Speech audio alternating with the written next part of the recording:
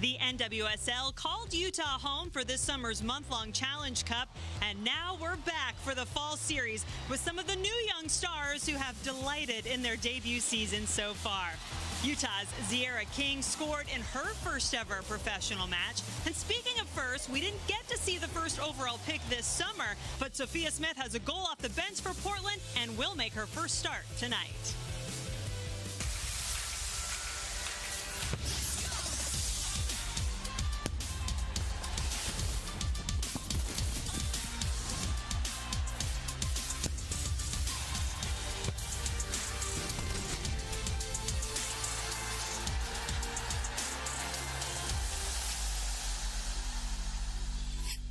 Welcome to Sandy, Utah and Rio Tinto Stadium, home of Utah Royals FC, who welcome in the hottest team in the fall series, the 2-0 Portland Thorns. Now, the Washington Spirit sit atop the standings for the Verizon Community Shield, having completed all 4 of their games. Every other team still with at least 1 or 2 games remaining.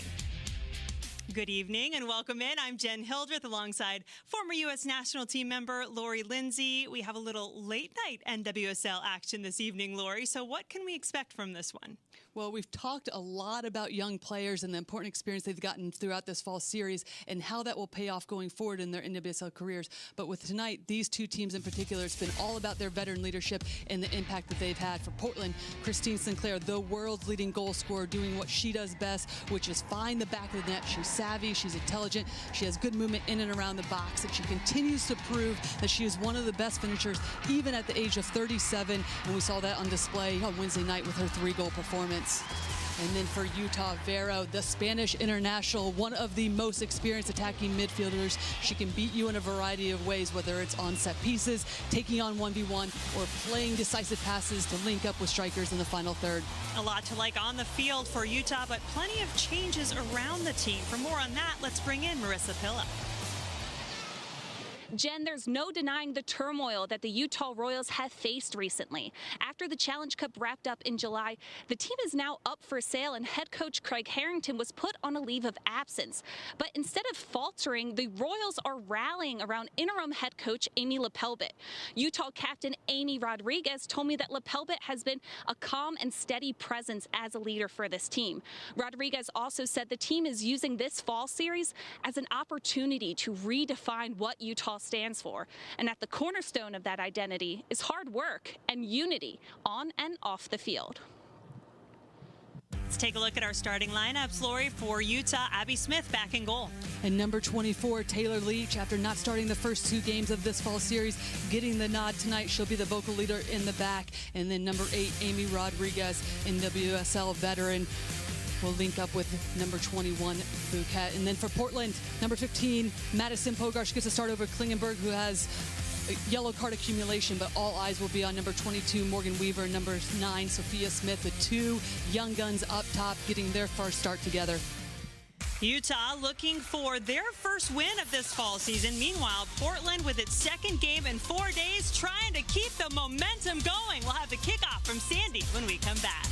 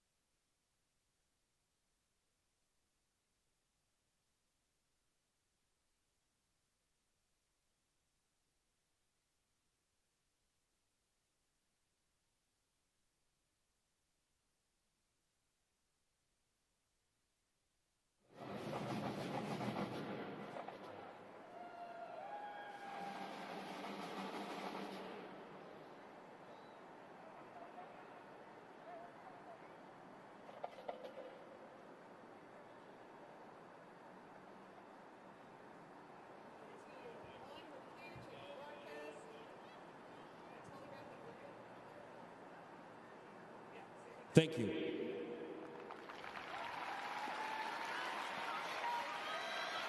Players taking a moment before this match kicks off, and you hear some fans applauding. There are a limited number of fans that have been allowed into Rio Tinto Stadium tonight, adding to this under the lights atmosphere for a little NWSL After Dark. Utah Royals FC wearing those Navy home uniforms, gold on the bottom. Portland Thorns in white and gray. There's Morgan Weaver, really excited to see both Morgan Weaver and Sophia Smith start up top together for the first time. A little 1-2 punch, if you will. The top 2 picks in the 2020 NWSL draft. Katie Bowen, New Zealand international and former North Carolina Tar Heel, overshoots her targets on that attempt.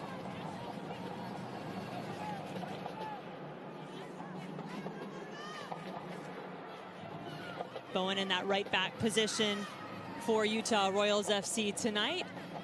Elizabeth Ball, Taylor Leach central, Mallory Weber on the left, and here comes Sophia Smith trying to test that defense of the home team.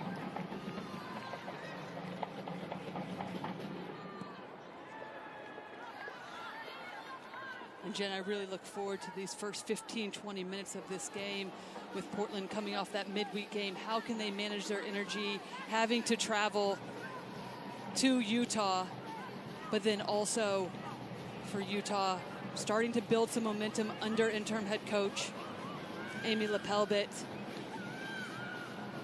starting to find their identity with what she wants at her philosophy. So these first 15-20 minutes are going to be critical in how both of these teams starts getting off on the front foot and making sure that they put their stamp on the game.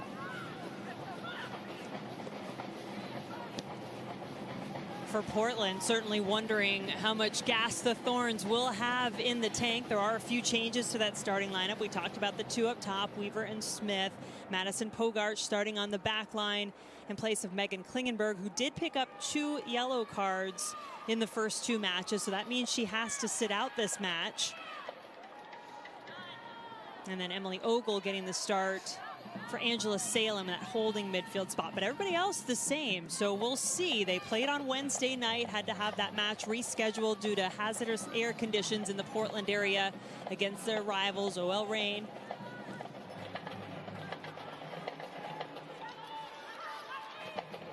Bowen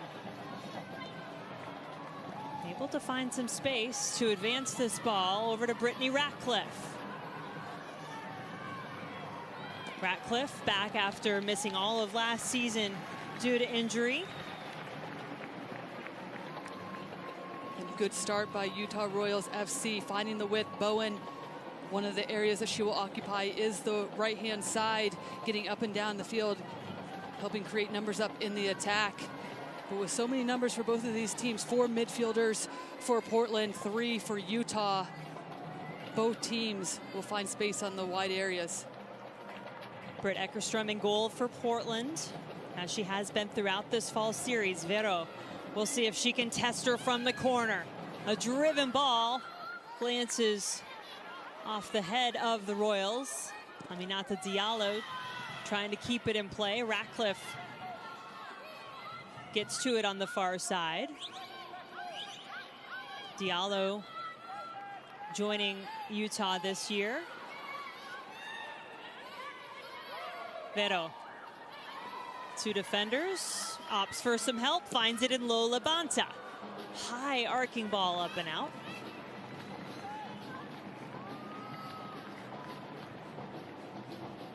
Labanta, Diallo, and Vero, the 3 in the midfield for Utah.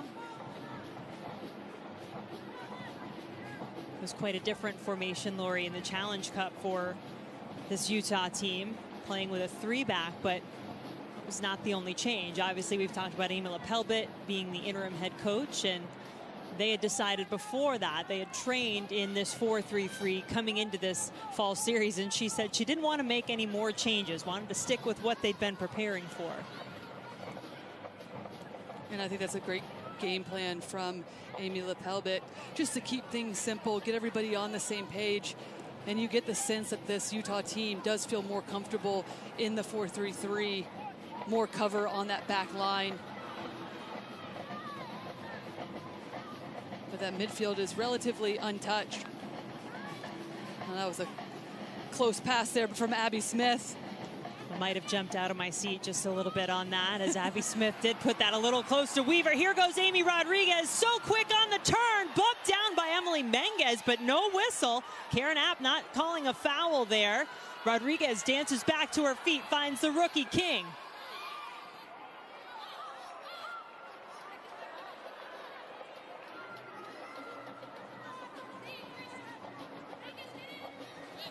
Mallory Weber will get up into the attack. It's her more natural position from her collegiate days, really transitioning to that outside back position.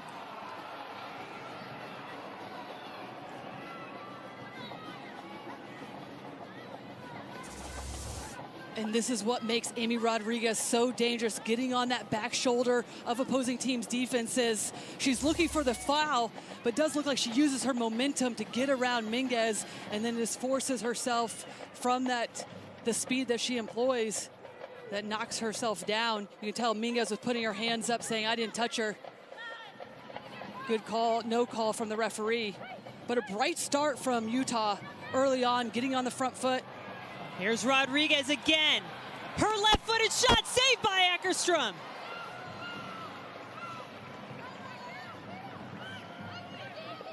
Adriana Franch typically would be the first-team goalkeeper for Portland, but she's been out with injury, did not play in the Challenge Cup this summer either.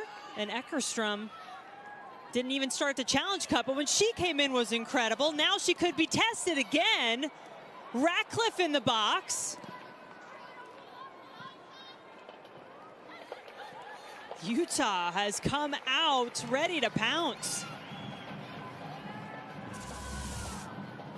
And this is a partnership we'll be keeping our eye on throughout this entire matchup. Vero and Amy Rodriguez, their ability to link up will cause danger for Portland's back line. And well done from Eckerstrom to come off her line, make herself big, keep that one out of the back of the net. Sophia Smith, who's been so effective off the bench. More shots inside the box than any other player in the fall series, and that's in limited minutes. We're within 10 minutes, and this game is wide open already, Jen.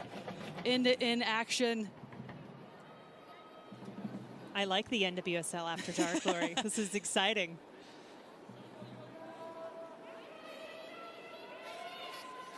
Portland has certainly been the more offensive team so far, more goals than any other team in the fall series. 7 so far in their first 2 matches. But remember, Utah started really fast in their last match too against OL Reign. 2 goals in the first 22 minutes. That one wound up in a 2-2 draw. And a little glimpse of Sophia Smith and her ability to take on 1v1 and the confidence that she has when she gets on the ball. #1 draft pick earlier this year out of Stanford. And as you mentioned, Jim, we didn't see her in the Challenge Cup due to injury, but has come in, already made an impact throughout this game. It's something that Utah will want to be mindful of, just those front runners with Smith and Weaver and their pace to be able to get in behind and make sure that they stay compact defensively. Rodriguez.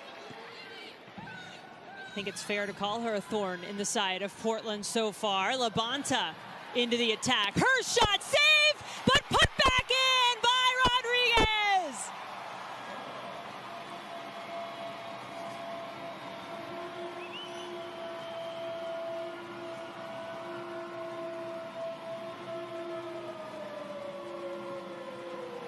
And you couldn't ask for a better start from Utah.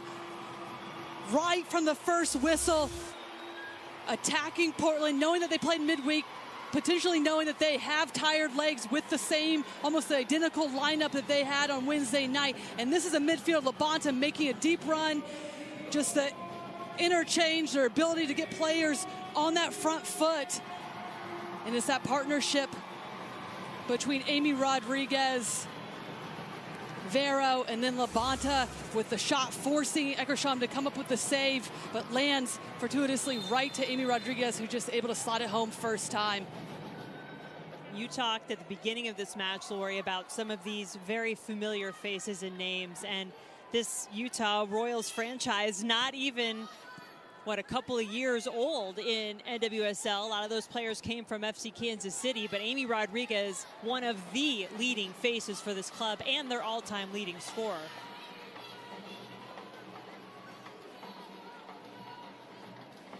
Mark Parsons told us this was going to be both a mental and a physical test for his team. Now, especially going down a goal, we'll see if they have the legs to fight back and catch back up after expending so much energy on Wednesday night.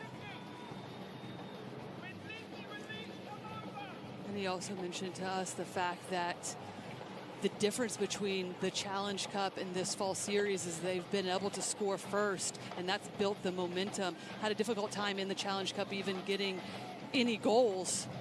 And so if they did go down in a game tonight, how would they react? Can they pull themselves together?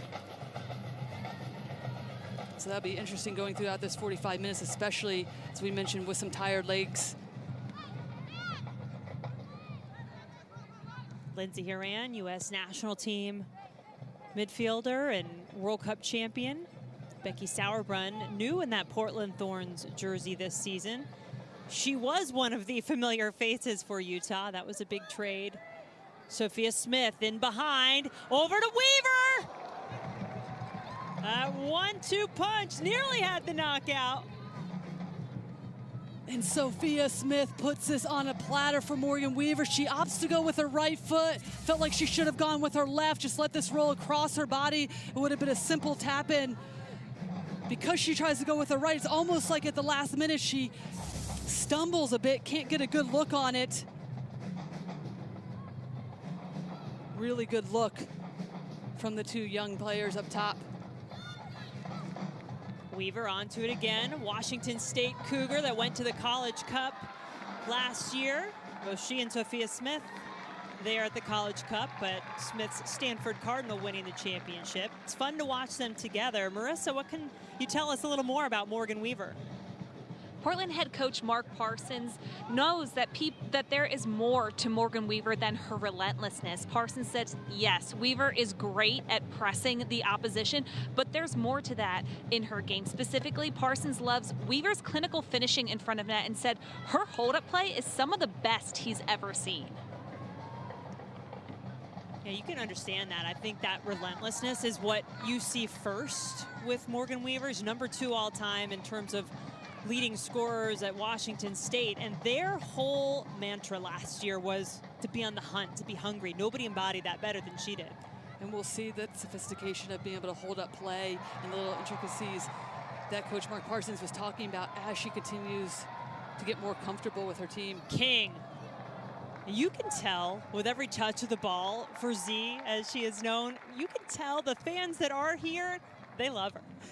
And this is why these games are so important, because at one end we see Morgan Weaver and Sophia Smith getting a look on goal, and then the very next second we see Ziera King looking to play a ball across, and these minutes are so valuable for these players, especially heading into the 2021 season.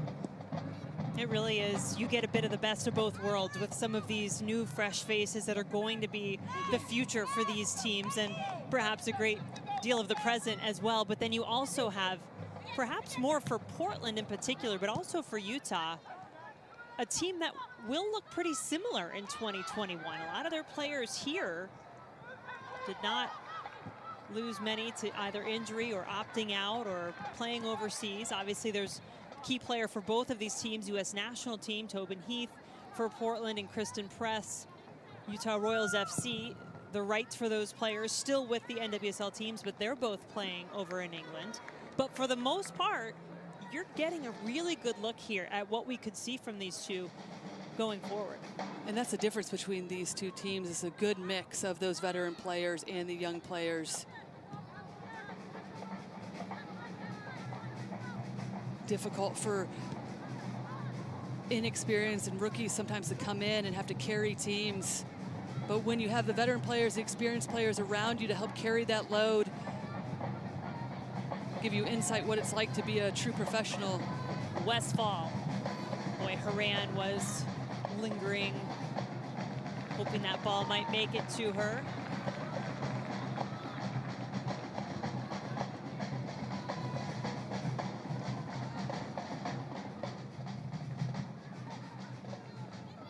Saw Emily Ogle, number 37, try to keep that ball pressed high.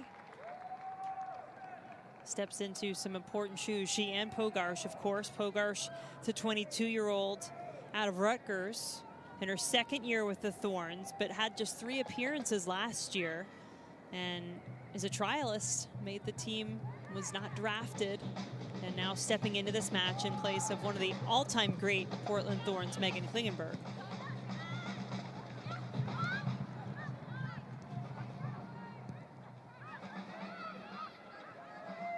Rocky Rodriguez has become such a big part of this Portland midfield, and with a player down, Lindsay Horan will put her foot on the ball and allow Karen Apt a moment to come check on Labonta.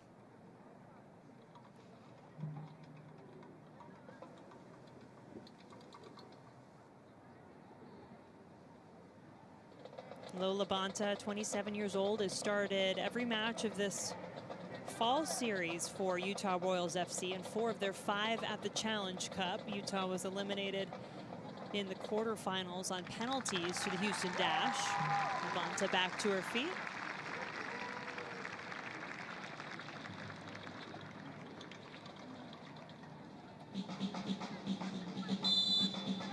One of those players, big contingent of FC Kansas City that wound up making their way to Utah.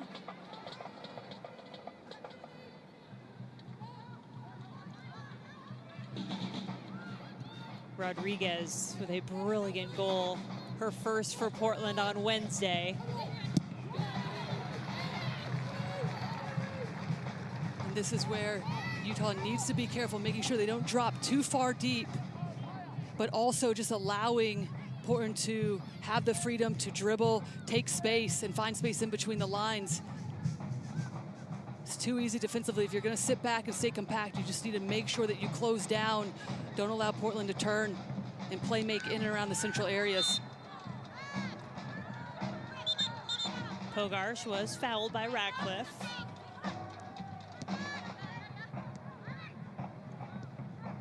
Those 2 center backs there give Portland an awful lot of confidence in front of them. Sauerbrunn in particular, but Menges too, who's just for so long been so reliable in the back for the Thorns.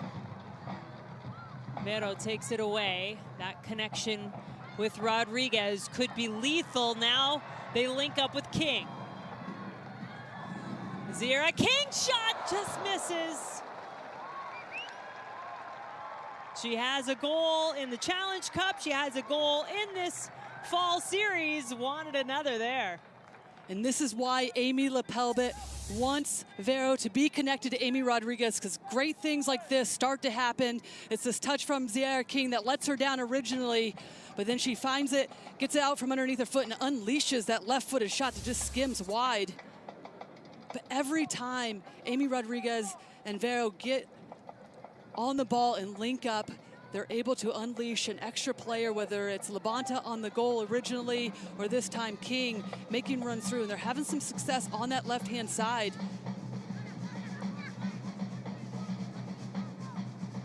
When we spoke with Amy Lepelbit earlier this week, Jen, one thing that she said was Vero loves to come back, build, help set play, get the ball off the back line, but she really wants her to get in that number 10 position, stay in between the lines, because Amy Rodriguez is dangerous when she's on her own, but when the 2 of those players start to link up, it is deadly. Well, you can see the impact Vero has when she stays high, and she is setting up not just Rodriguez, but her players and teammates on the outside as well. This time it was Weber. Westphal has Diallo hounding her, the French international. Those hands in the air, generally, you think that they mean you're telling them you're innocent, but generally it means you're guilty. That's in any sport. I didn't do it.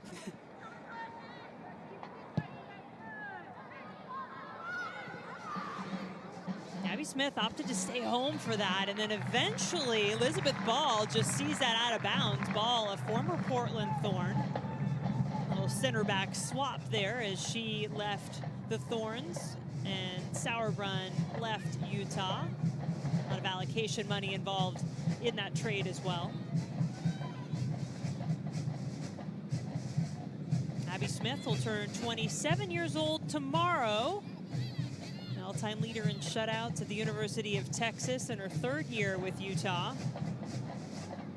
Started her NWSL career off with the Boston Breakers.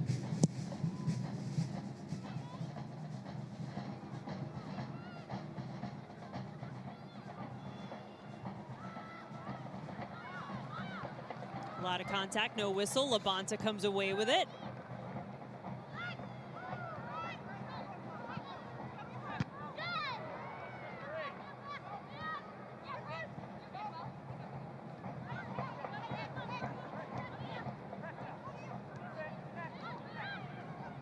Ogle. And that's better from Portland, just being patient, switching the point of attack when needed, looking to find their midfielders. Lindsay Horan just popping out wide where the space is, slowing things down. Last few attacks have forced their opportunities and just given it right back to Utah, who's in a good defensive shape. Hogarth is naturally left-footed. Flings it all the way over to Weaver.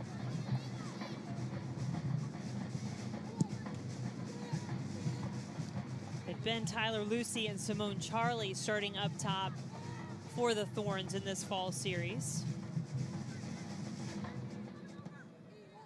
Imagine we will see them. But Mark Parsons really wanted to see what his 2 young draft picks could do, getting the start, playing together.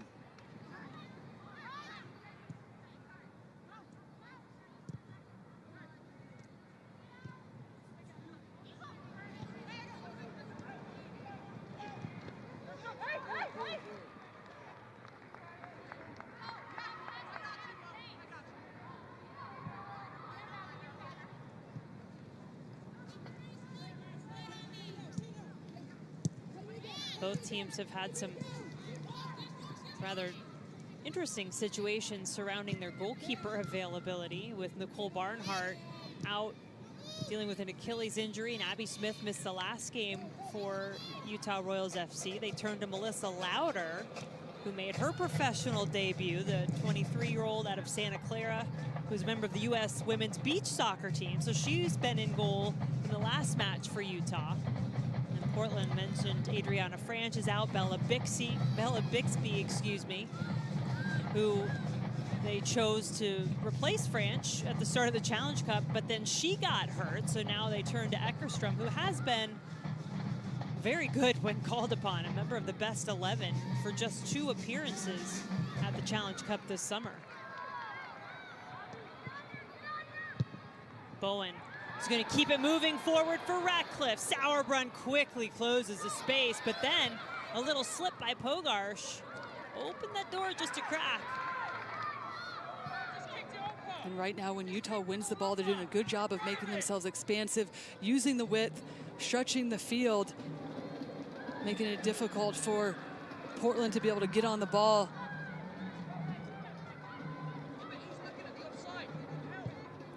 And then immediately getting themselves in good positions defensively to force Portland to go backwards. And that's something coming into this game that Mark Parsons did talk about. Utah's ability to counter press quickly, and if they can't win the ball, then they will drop off. So it's going to be imperative that his team, Portland, make sure that they take care of the ball, they get their midfielders on the ball, but are patient in their buildup. The results so vastly different, Lori, for Portland in this fall series versus the Challenge Cup. Smith had it for a moment, but at the Challenge Cup, in the 4 matches that made up the preliminary round, Portland found themselves in last as the only team without a win. Now, they did come up with one of the biggest wins of the tournament, upsetting the North Carolina Courage, the 2-time defending champions in this league. They took them out in the quarterfinals and wound up losing the semifinals to the Houston Dash, who won the Challenge Cup. But then it's been all offense so far in this fall series. And Labonte and Diallo, the two holding midfielders for Utah, doing a good job defensively. Weber, simple ball across, and Vero wanted better with that. And all of this started from Diallo, Labonte getting themselves in good positions defensively, not allowing Lindsey Horan or even Rocky Rodriguez for Portland to be able to play penetrating passes, and it unleashes Vero to be able to get in between the lines and then start an attack. And then the end, good opportunity, but you can tell that Vero doesn't make good contact with the ball and sends that one wide. But good build-up play, good awareness of where the space is from Utah. Now can it take it a step further and finish the attack and be more effective in and around the box?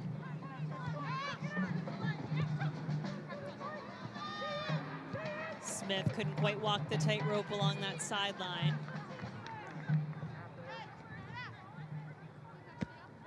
Now in this fall series, the teams are divided up into regionalized pods, 3 teams in each. OL Reign, the other team in the Western pod with these 2 teams. Each team will play 4 games. They'll play each of their opponents twice. So these 2 teams did meet once already.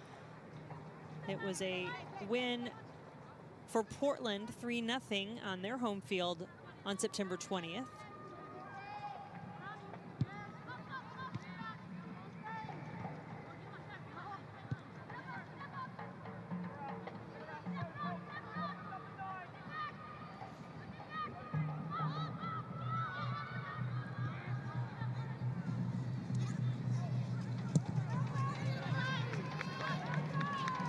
Smith will allow Bowen to give it a go.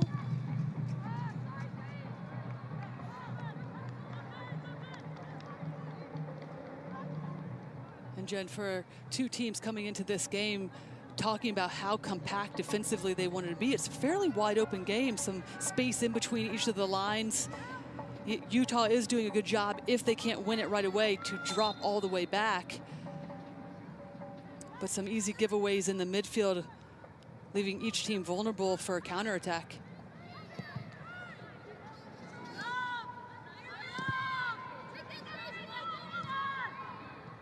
Portland has given up just 1 goal in its first 2 matches. Here comes Lindsey Horan, who played the full 90 on Wednesday. What a setup from Horan for Weaver.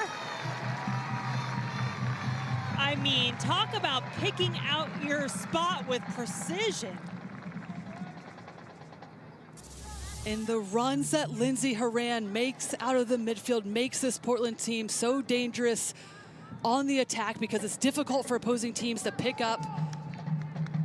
And this is a good ball in behind, perfectly weighted. And it's Mallory Weber that does a good job of keeping herself between the ball and Morgan Weaver, so she's not able to get a foot on it in the end.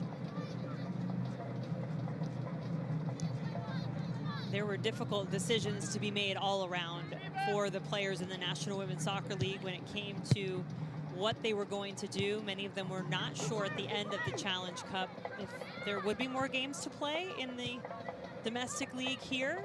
This fall series was eventually announced, but some already had made plans to play overseas. Or as this ball comes in the box, Weaver, Horan outside of the foot touch. So some on loan. You've seen that with a lot of teams around the league. And then, of course, players also given the option to opt out if they did not feel comfortable for any reason, given all the current circumstances in our country and in our world at the moment.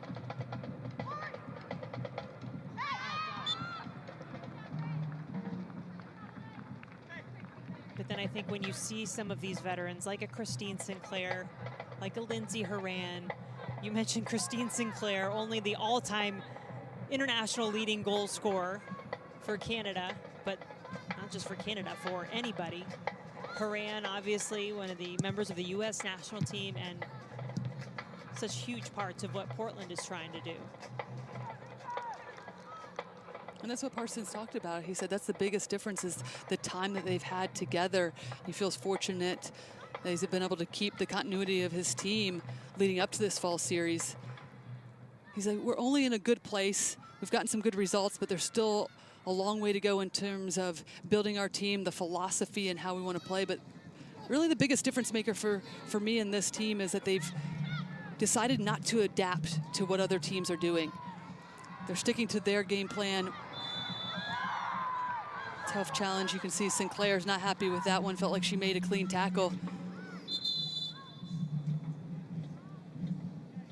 Levanta went flying. She was the player who was down already once earlier in this match. We said coming into this game, Jen, it was going to be about the battle of that midfield. Portland, the spine, the players like Lindsey Horan, Sinclair, Rocky Rodriguez, how can they control the tempo? And the same with Vero and Levanta and Diallo behind her. And you have to give the nod right now to Utah. Diallo and Levanta doing such a good job of screening that back line, disrupting play, and finding Vero in space as soon as they win it, just playing simply. We haven't seen enough of Rocky Rodriguez or even Sinclair on the ball, especially coming off the game that they had on Wednesday, that performance, both of them. Rocky Rodriguez scoring her first goal in a Portland Thorns uniform, hat trick for Sinclair. Here is Rodriguez, all-time leading scorer for Costa Rica. Ogle, central for Horan, too high.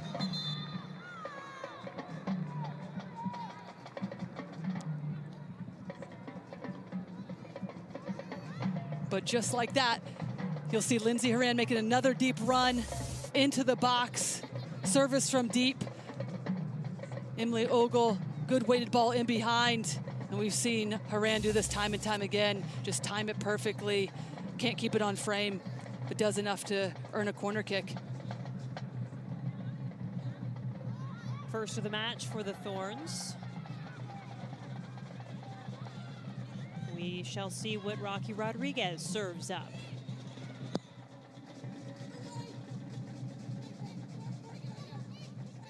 Westphal, first to get to it.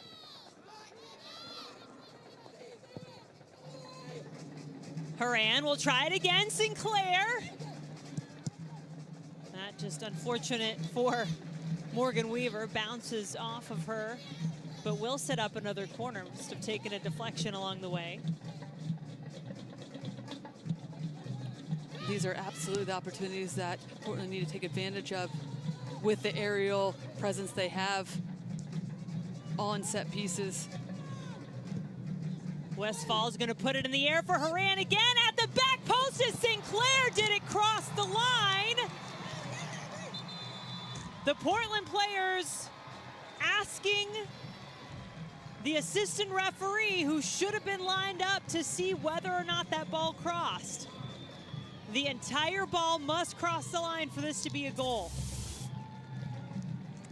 And it's the Portland Thorns opt to go short to see if they can pull out Utah out of their defensive shape. And it's the two midfielders, Lindsey Horan and Christine Sinclair. That is a close call. I think it's a goal. Linking up, Lindsey Horan keeps this one alive. Sinclair's wide open. It's tough to tell in that angle. It does look like Abby Smith does get across. See if we have a better look here. But no one's marked up. Oh, she does keep it out. That angle looks like it does. That first one, maybe it was this one. All right, Lori, let's see. I thought this one got it. Oh, it is in the goal. Right. Well, and let me point out, we can review the video. They cannot. So it is not a goal because it was not called that way on the field. And Portland will absolutely feel hard done by that opportunity, but a bright spot gives you an idea of what they can do, the variety in the attack. And just as we were saying, these midfielder players like Horan and Sinclair need to get more on the ball. Excellent opportunity on goal. Well, they nearly tied it up after Amy Rodriguez was able to pounce, and this Utah Royals FC team just came firing out of the gates. And this is an uncharacteristic giveaway from Lindsey Horan right in the middle of the field, but it unleashes Vero right in front of that back line for Portland Thorns. Allows for Levanta to be able to make that run out of the midfield. And then it's Amy Rodriguez that finishes this play. Fortuitous bounce after Eckerstrom makes a good initial save. Exactly what you want from your number 9 striker, just following up the play, looking for any easy putbacks. And Marissa, I'd say you made a good choice of a player to talk to this week for Utah. That is so true. Jen and Lori, after that Amy Rodriguez goal, it awakened the fans here at Rio Tinto. Yes, I said fans. There are about 2,000 fans here tonight, and Rodriguez says it's very much a welcomed addition. She said that the lonely walks to the locker room felt so uneasy when the stadium was empty, so she's glad that Utah is able to welcome fans back while still keeping everyone's safety as a top priority. And while it's not a complete return to normalcy, she hopes the Royals can put on a good show tonight. And with her goal early on in this first half, she's already done just that. And with the way that they started this game, Jen, you got the sense that they were excited about these fans. And even Portland would be feeding off of that energy as well. Oh, sure. Yeah, it's a welcome addition, no doubt. Anything that reminds you a bit of a sense of normalcy. And as you well know, Lori, when you play this game, you know how much it means to you as a player to have that support, and you love to be able to reciprocate it a bit and give them something to cheer for.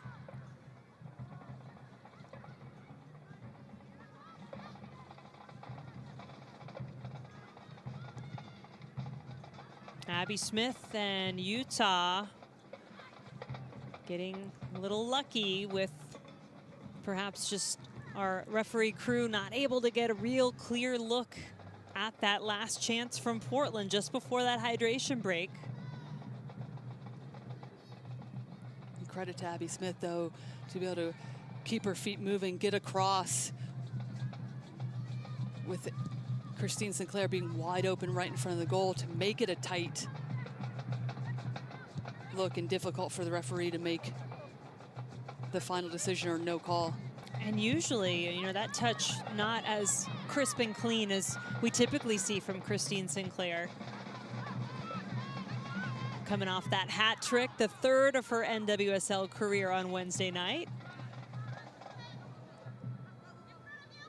But usually, cash the check. If she gets a ball like that in the box, it's going in.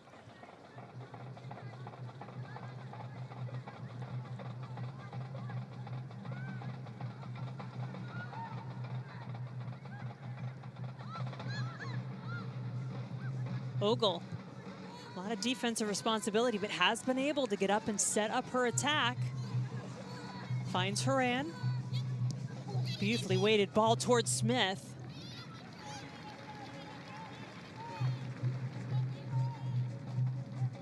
Decent idea by Lindsay Horan. She did have Rocky Rodriguez coming in late on top of the box that she could have slotted it back to.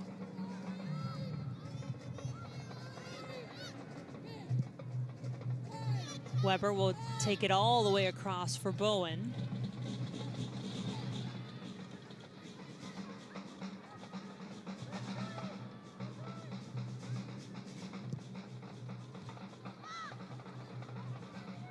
Elizabeth Ball had her pass intercepted. Morgan Weaver just being a nuisance for that back line.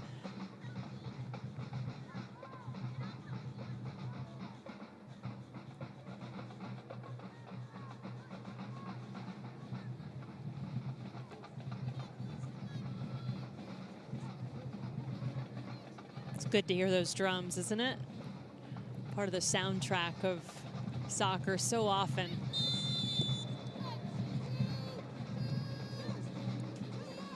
It's good to have the fans, good to have the drums. Good to have goal.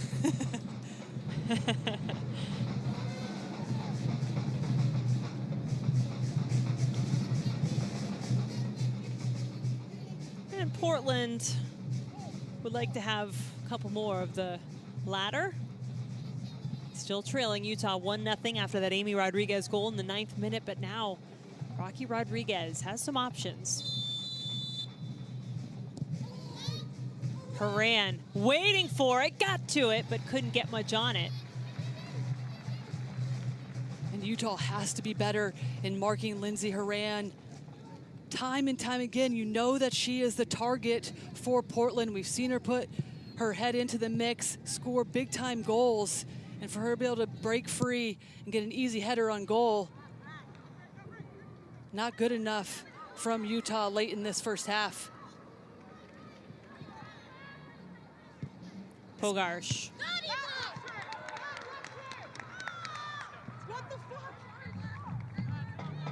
this is also why we like, we get to, when you have limited fans, you get to hear exactly what's going on in the field. You hear the coaches, you get to hear the instruction from the players. And we certainly apologize if you hear anything offensive, but you're right, those field mics don't have as much crowd noise to drown out.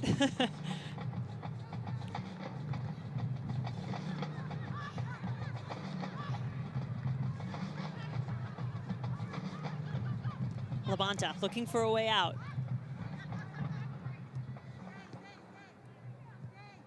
In the last 10 or so minutes for Utah, Jen, it's just been too predictable. They don't have anybody getting to the wide areas. Bowen can't get up the field quick enough to be able to support. And it's too predictable. They have to play narrow.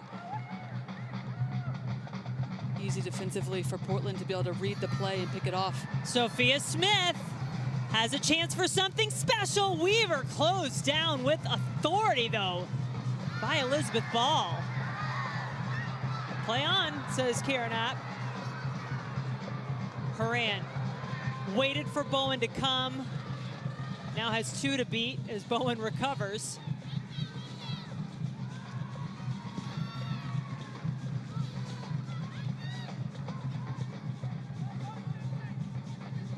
Sauerbrunn seeks out Westfall on the other side. Too close, Abby Smith.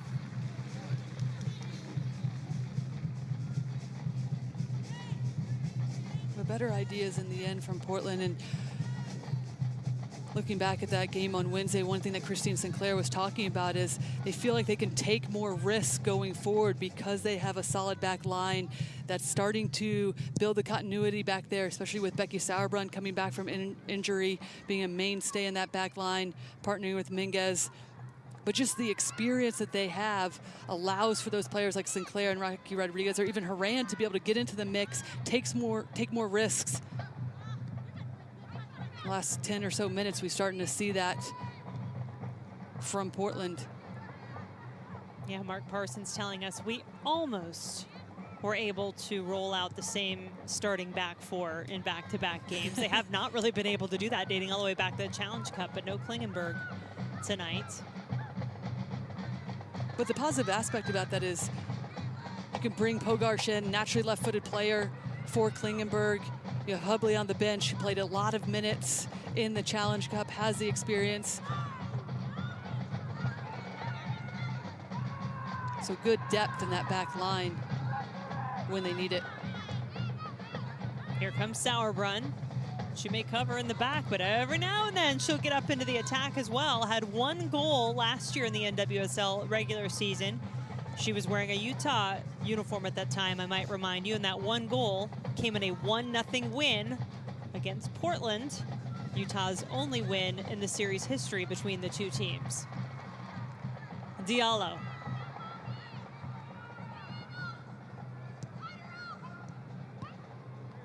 Bowen asking Ratcliffe to go, and Lindsay Horan showing she'll do some defensive work as well, quite a bit of it, to be honest. She's such a phenomenal player on both sides.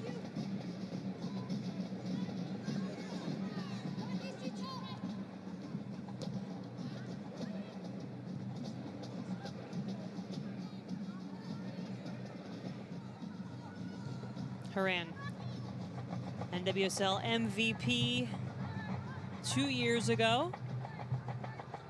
Over to Rodriguez. Westfall overlapping on the outside.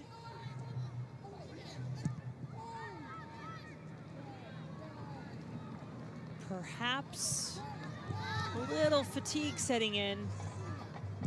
It is early, yes, but remember, in this very odd world that we're living in, only 4 games in this fall series total. Portland will play 2 of them in the span of 4 days, the last being on Wednesday when they had that win against OL Reign. And this their first on the road, their first 2 matches they were able to play at Providence Park. Shot from distance will not challenge Eckerstrom.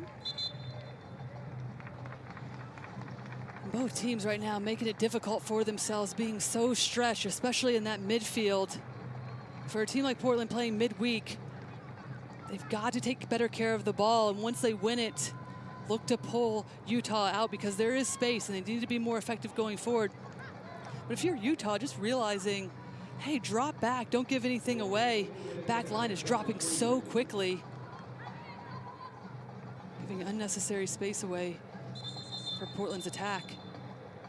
3 minutes of stoppage time tacked on to our first half.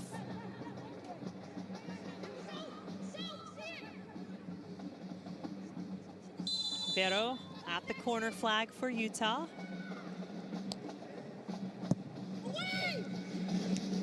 Headed out by Horan. Ratcliffe back in the mix, flicked back. And out for another corner.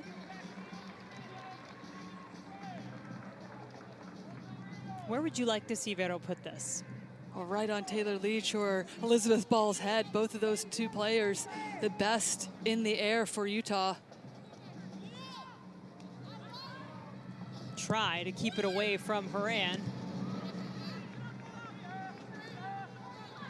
Sophia Smith could have a chance to break out, but Labonta having none of it.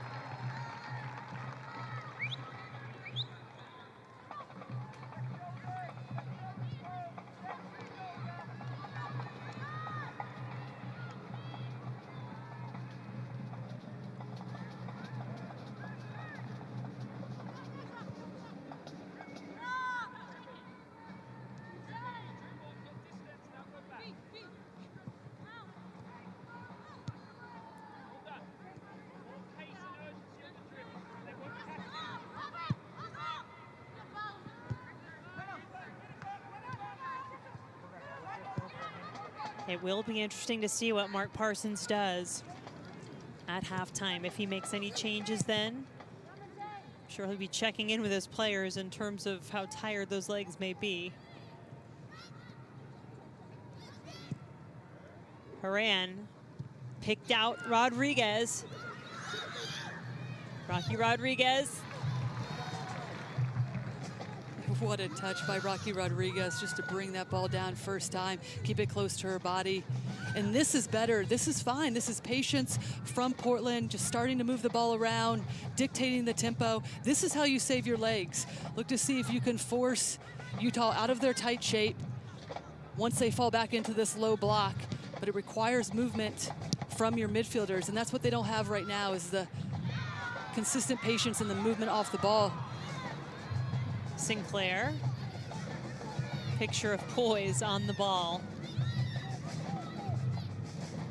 Will there be one more chance for the Thorns before the halftime whistle? This will be a deep throw, if they are able to even get it in.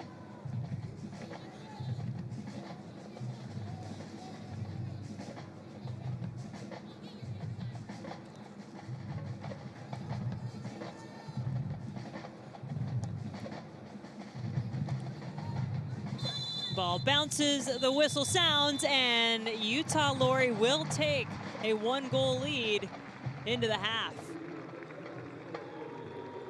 And in some ways, they'll have a big sigh of relief with that goal not being counted and weathering the late storm that we saw with Portland starting to get more of the ball. But a bright spot from Utah early on to get off on the front foot, get that early goal,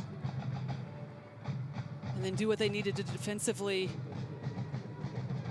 to go into this halftime up 1 goal.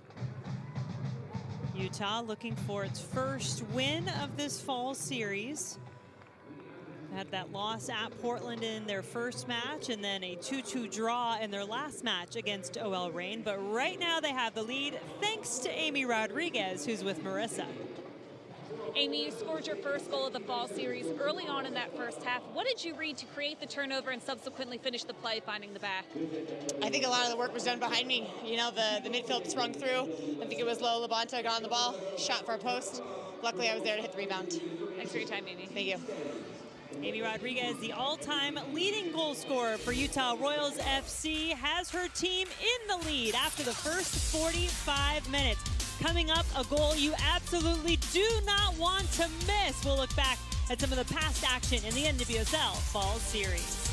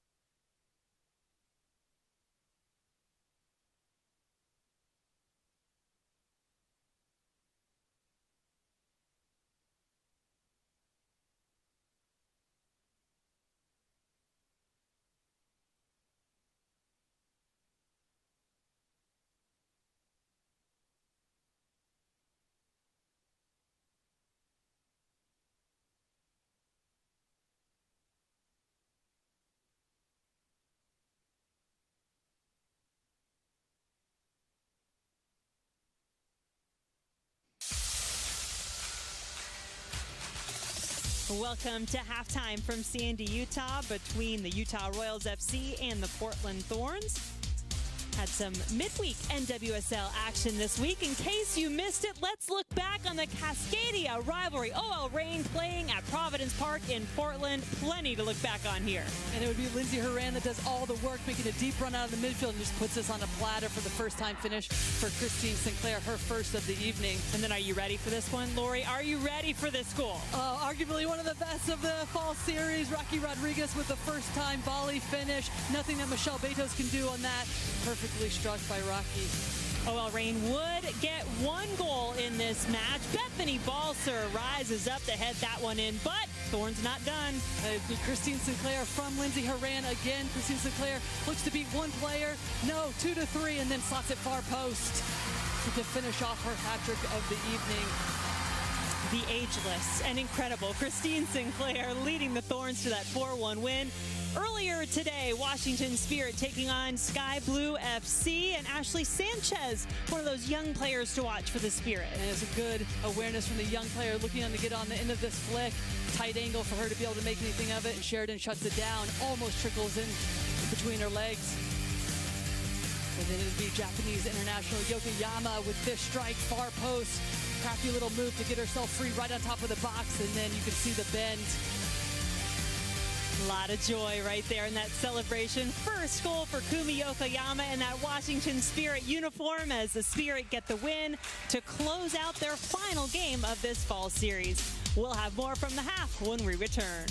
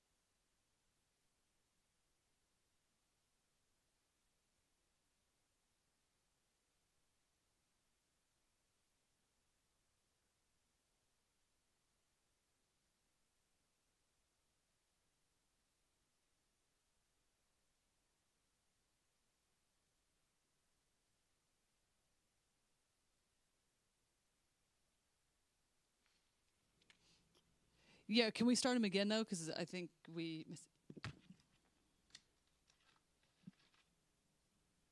Okay, so the 7th minute.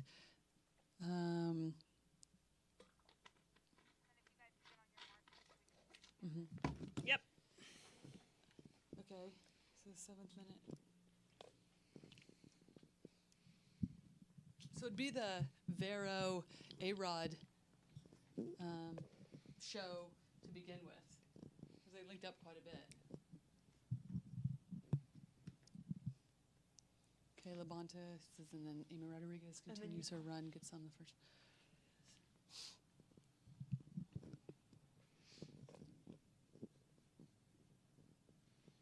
And I may just, I'm sure you'd be ready for it, but I may just ask you, like, you know, advantage Utah first half. They got the goal. Why? Mm-hmm.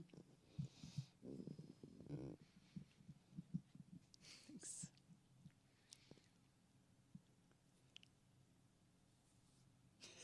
This one was kind of wild first half, wasn't it?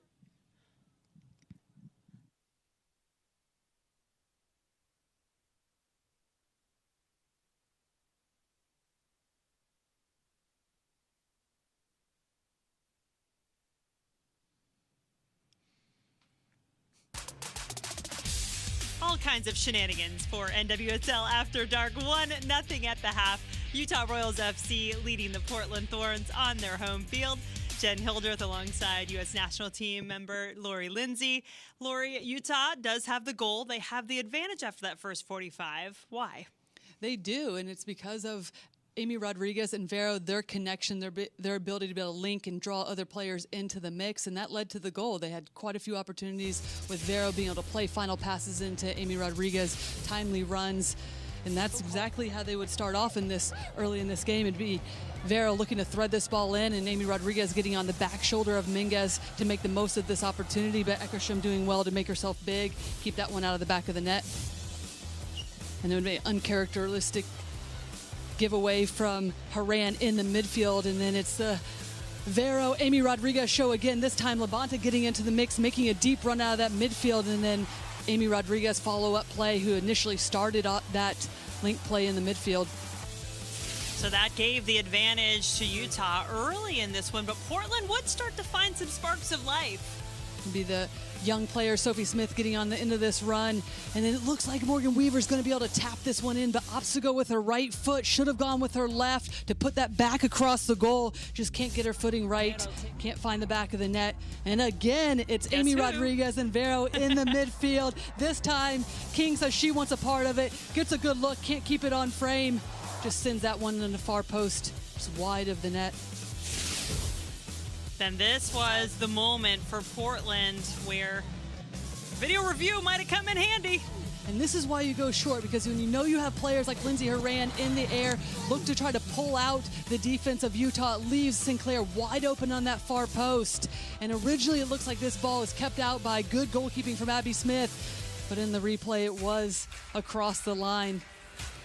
But the score still standing at 1-0. We do not have a video replay in this match, so Utah Royals FC with the advantage. Their shot advantage 7-5, but the one on the scoreboard, the one that matters the most right now.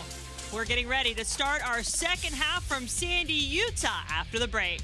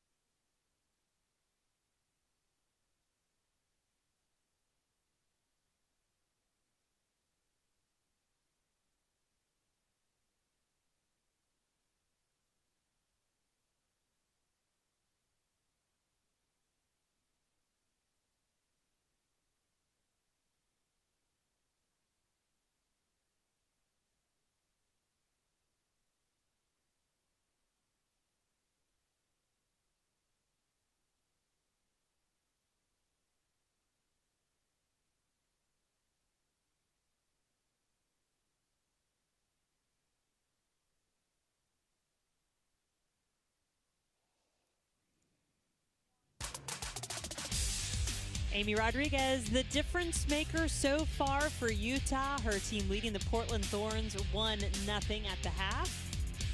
All the teams in this NWSL Fall Series competing for the Verizon Community Shield. Here are our current standings, although remember that this is unbalanced. The Washington Spirit, for example, have played all 4 of their matches already, so they do sit on top with those 7 points.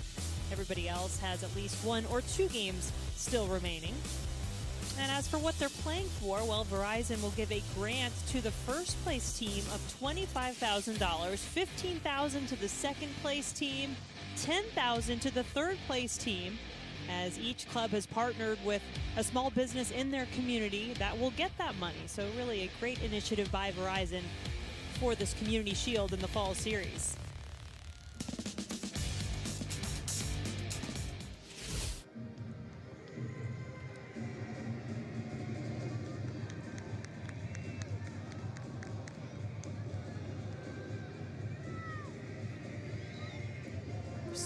Christine Sinclair still out there for Portland as the Thorns kick off. She and Lindsay Horan nearly connecting on a goal.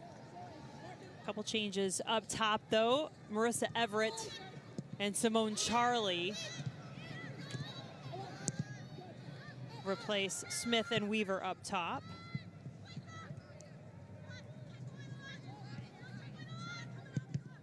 So the 1-2 punch Smith-Weaver experiments over for the moment. Certainly just the beginning of that partnership. And Simone Charlie, player who started 4 of the 6 matches for the Thorns in the Fall Series.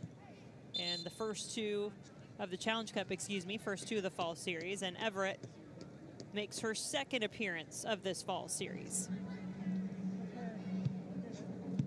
And Smith and Weaver linking up for that close opportunity in the first half, but other than that, didn't have a lot of the ball, and it will just take time in terms of them getting into a rhythm, playing together as a partnership up top. Hogarsh. Over to Westfall. It's the 2 outside backs for Portland, way up in the attack, both of them. Utah at the moment not in any hurry to push the ball forward.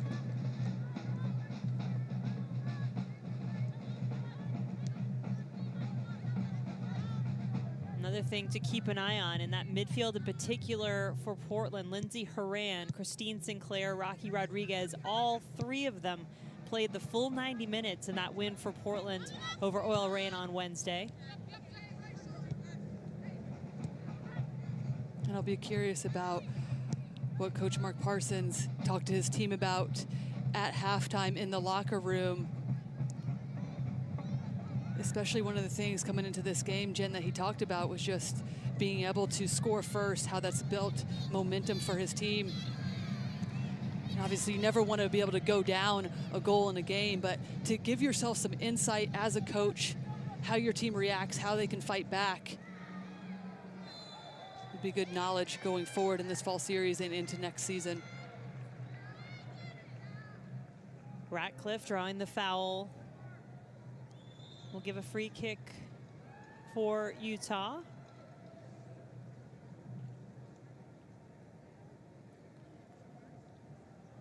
Mark Parsons was very curious from a mental side.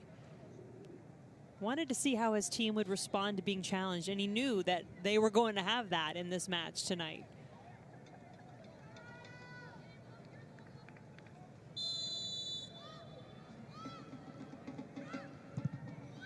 Bowen. It'll bounce back to Weber.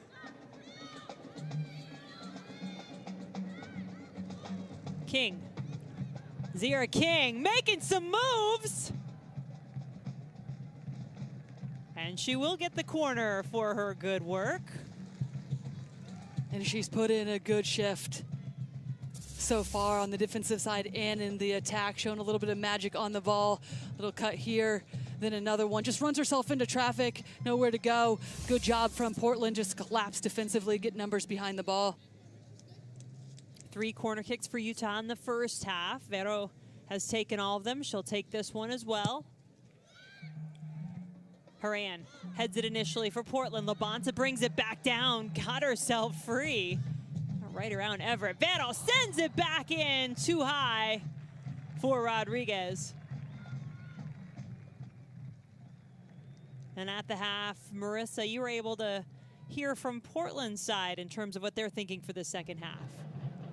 Mark Parsons says if it wasn't for what he called a sleepy first 10 minutes from Portland, then his team would have been pretty happy with their performance in the first half. But he also mentioned that the biggest lesson Portland learned from the Challenge Cup was not to be desperate. So in the second half, he is asking of Thorns to be calm and collective on the ball, not push or rush anything in the final third.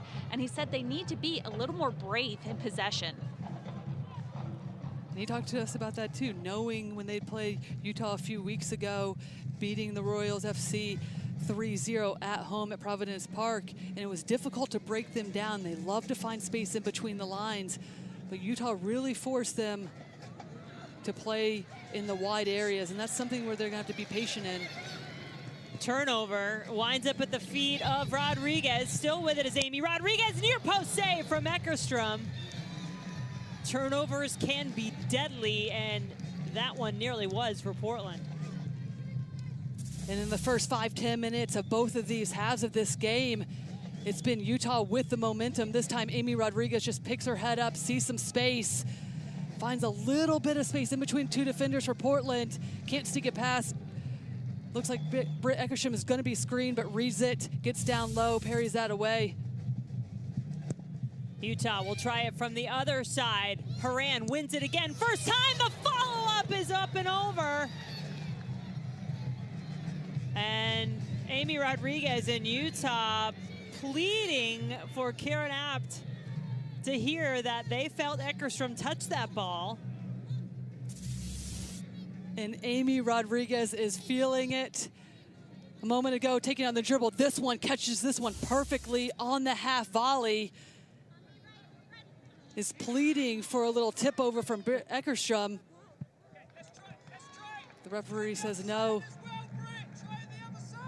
But those corner kicks really dangerous, and Lindsay Horan has done an excellent job of winning the first ball. She's so good in the air, both offensively and defensively.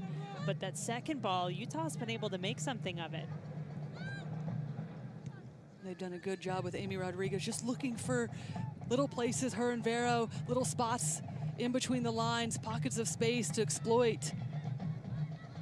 Bowen out to Ratcliffe. A lot of numbers there defensively for Portland.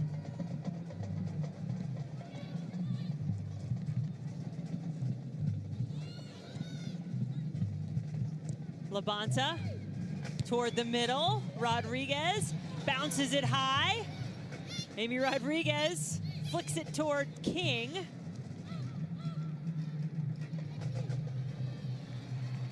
And I'm not sure Vero and Amy Rodriguez are the players that you're looking for to get on the end of crosses with their heads in the box, but making the most of it, keeping that ball alive, making it difficult for Portland to clear anything out of danger. And these are the moments where they have to be better, and something that Parsons was talking about at halftime, being braver in possession. Just play the simple pass, then start to link up, get Rocky Rodriguez, Lindsay Horan on the ball. But right now, it's just too easy of giveaways. We've talked a lot about tired legs, but also you wonder if mental fatigue is starting to set in. That's when you got to go back to the basics. Just connect your passes, play simply.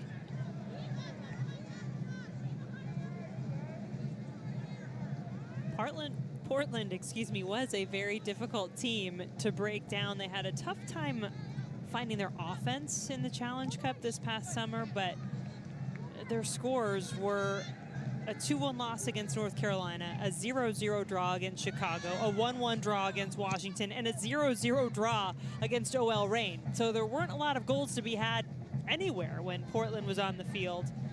Then they knocked off North Carolina 1-0 in the quarterfinals and lost against Houston 1-0 in the semifinals. So that added element this fall series has been the offense in the first two matches. Simone Charley had the first goal in the first meeting between these two teams. scoring in the 35th minute to give the Thorns the lead. They wound up winning 3-0.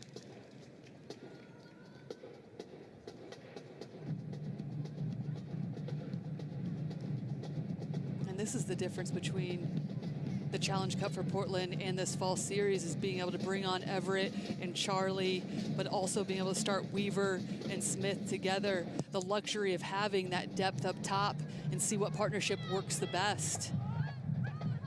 Tyler Lucy, too, still available. Injury ridden in the Challenge Cup made it difficult. Forced Weaver to play as a rookie, get minutes right away, and produce. She did have that big goal against North Carolina in the quarterfinals.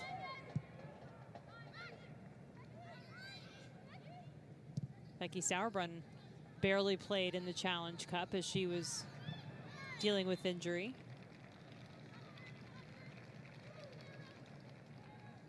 But really the bigger question for all these teams is not so much what happened then, but what happens next. And thinking toward 2021, thinking about expansion coming to the National Women's Soccer League, Racing Louisville FC coming into the league next season. Team from Los Angeles will be coming in 2022. Bowen to Rodriguez. King.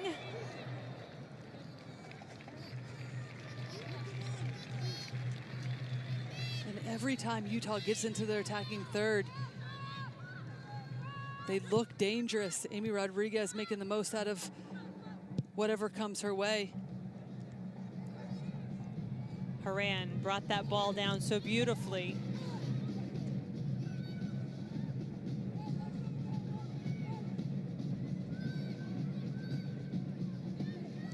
Now to find a way through as Utah has recovered.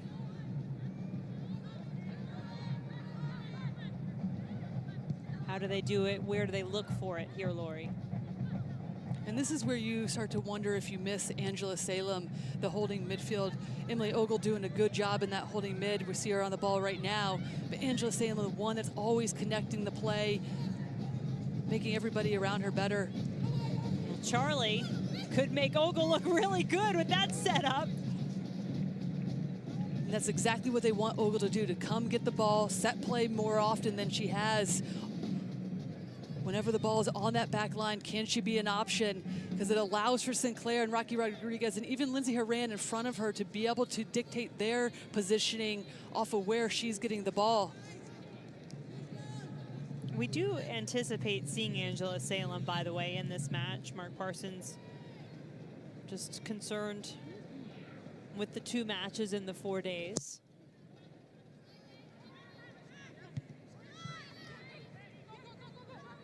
Rodriguez asking Charlie to go. Those sprinters' hands, you can see.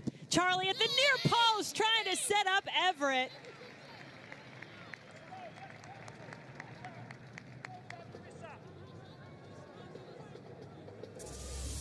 And this is an area that Portland needs to continue to look to exploit. They pull Mallory Weber left back for Utah out, allows Charlie to find some space in behind. Good weighted ball in behind. Is Everett making that dashing run? If she could have held her run a little bit longer to provide herself some space. She ran out of any sort of territory to be able to get a good look on goal. Marissa Everett's a nice story too. 23-year-old, played collegiately at Oregon in her 2nd year with the Thorns. Had just 4 appearances last year for Portland, but grew up a Thorns fan. Haran got a pass. Smith, Charlie was there. Sinclair's not gonna miss that one. Portland now even.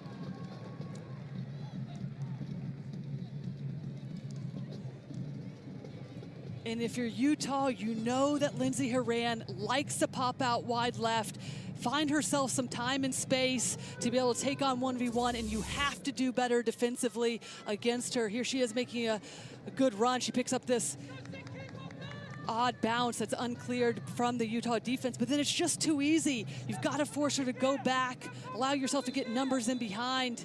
She's able to play a good ball that makes its way through that 6-yard box. Abby Smith coming up with another good save, but gives up the rebound, and it's an easy put away from Sinclair. That was a little shimmy from Christine Sinclair after that. Smith being called into action again, and 3 players go down. Remember, Abby Smith was held out of the last match, dealing with an injury.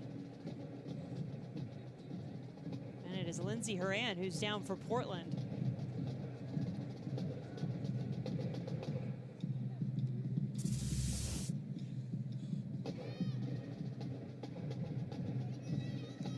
And there's a giveaway in the back from Elizabeth Ball that allows this opportunity and that collision. And right now it's Utah putting themselves under pressure, just uncharacteristic mistakes in the back line, creating the turnovers.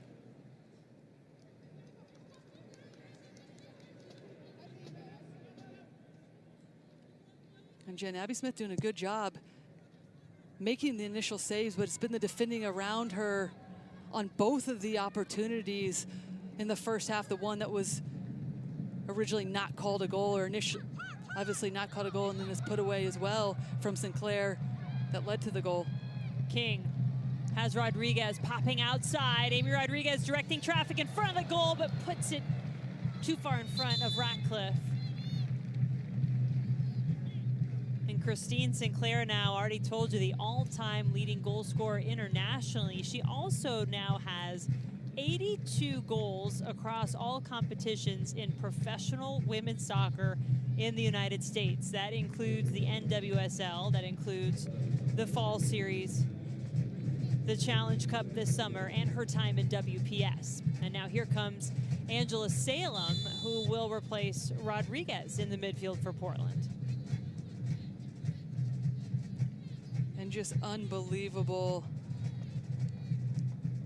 numbers for Christine Sinclair. And you know, the biggest difference from the Challenge Cup to now is not only are you starting to get players back and healthy and the continuity in the midfield, and we're seeing Rocky Rodriguez, who is actually just subbed off, starting to understand her role better within the Thorns lineup, but we're seeing Christine Sinclair stay closer to the front line, not having to come back and set play. She's so good at helping with the buildup as well, but just staying more centrally in and around the goal. And it's really just her timing and positioning that separates her to be able to just put those easy balls in the back of the net with tap-ins. Twice tonight. She should have 2 goals again after her hat trick midweek. That's a good point. No signs of slowing down yet for Christine Sinclair.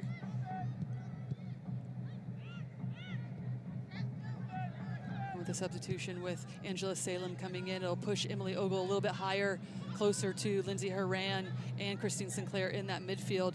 And already we see what Angela Salem brings. Just confidence on the ball, wanting the ball every time she can to help dictate the tempo and just screen the back line for the Portland Thorns defense. Salem has been in the league since 2013. She's been a part of 4 teams with Western New York, Washington, Boston, and now is in her 3rd year with the Portland Thorns. 32-year-old out of Francis Marion, where she went to school, was a 3-time MVP there and a captain.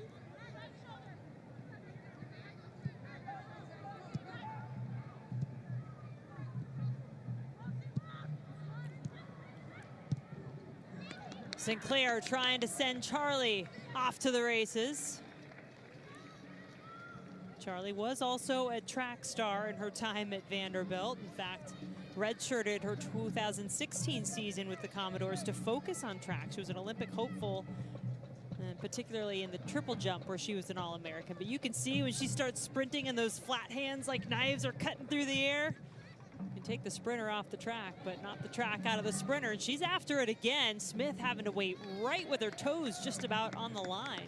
And she poses a different threat than we saw with Morgan Weaver and even Sophie Smith, just always sitting on that back shoulder looking to get in behind. And it's something that Utah needs to be mindful of, because right now they're caught in a little bit of in-between territory where they're not stepping and putting pressure on the original ball that's being played. You've got to stop it at its source if you're going to play higher up the field. If not, you've got to drop numbers back because Charlie will exploit you in behind.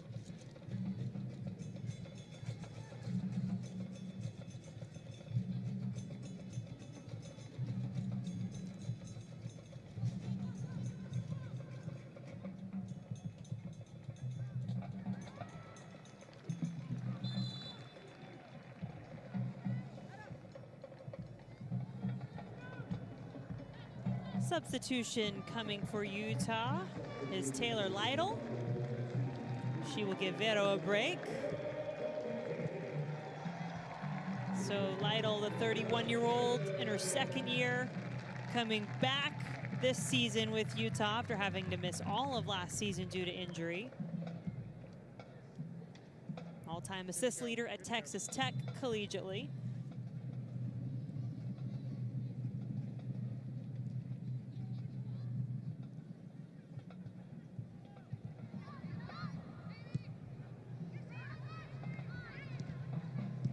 So some of those big name players that we have talked about having to make their way out of the match. Vero now going off for Utah. Rocky Rodriguez off for Portland, as well as those top 2 draft picks.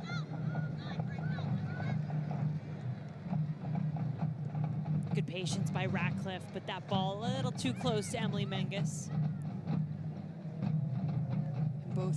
Both teams, Jen, some easy giveaways in that midfield. Almost identical play that led to the goal from Lindsey Horan, trying to play a diagonal ball right in the midfield, picked off by Utah.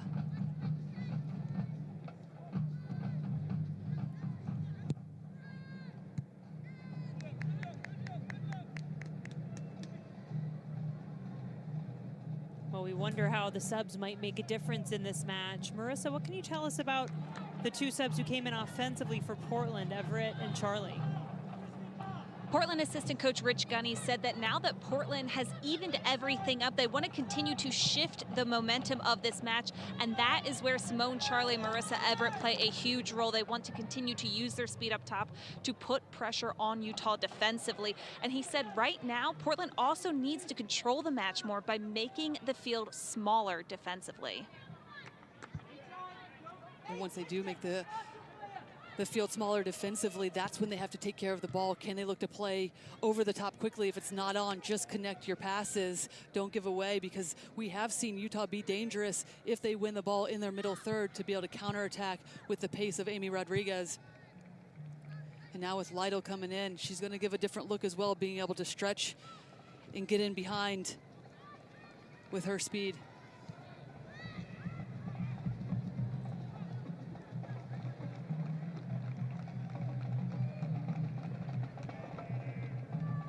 Each team is allowed 5 substitutions in this fall series, so more than the typical 3. Portland has already made 3, just the 1 for Utah so far.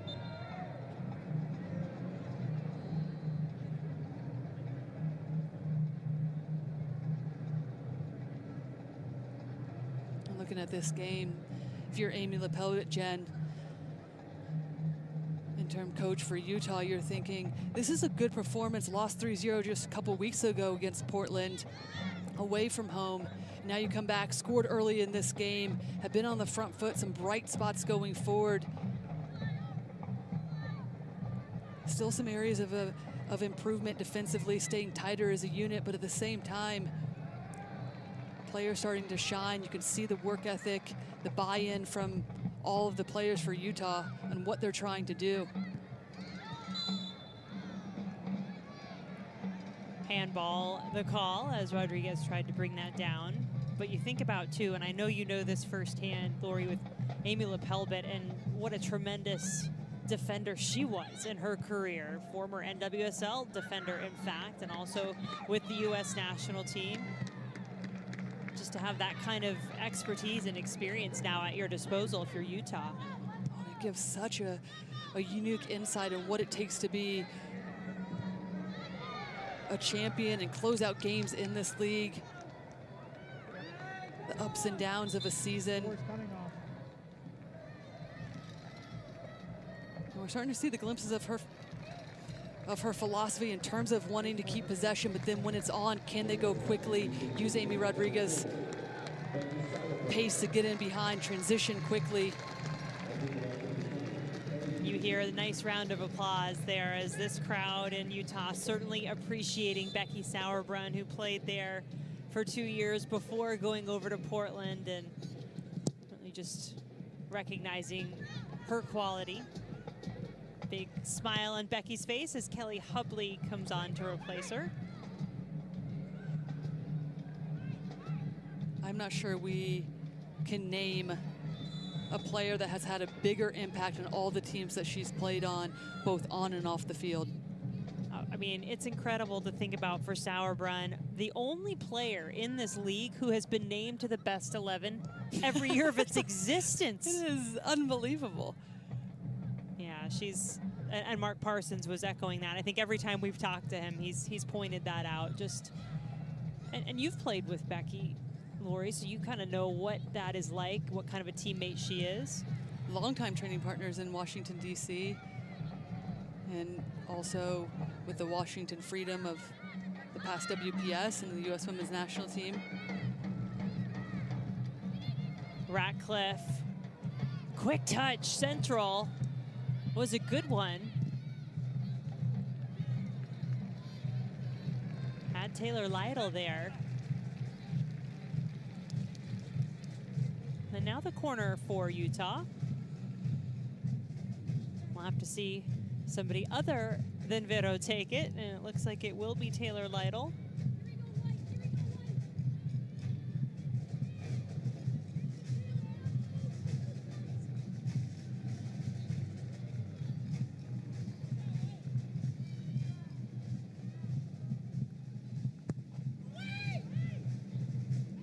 Ball was looking for it. It goes to Rodriguez, who was ready to fire.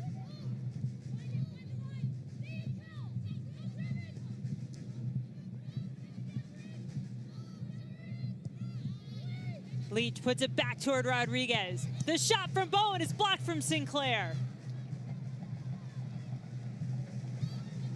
Diallo.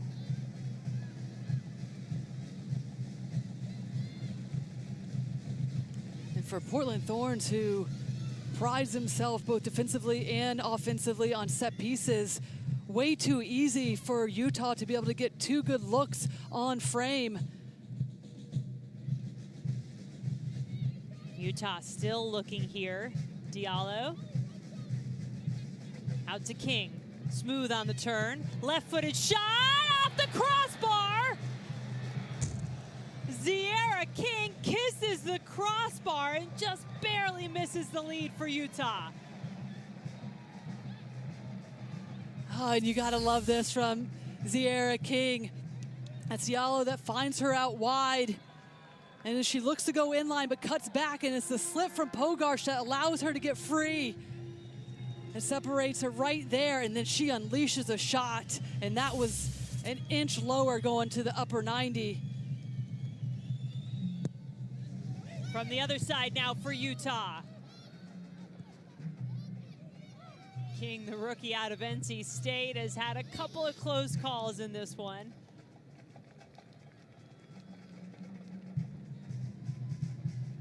Potentially got a little lucky on the slip from Pogarsh to be able to set herself up on the left foot for that strike, but took it well, and then no one could get on the end of it, just took a wild bounce off the crossbar. You could see the power that was on it. Struck solidly from King. And starting to show her confidence and versatility. I've seen her a lot on the left-hand side tonight to be able to take on 1v1, but can strike with both feet. Good in the air. A player that Amy Lepelbit says has an extremely bright future with Utah and in this league in general.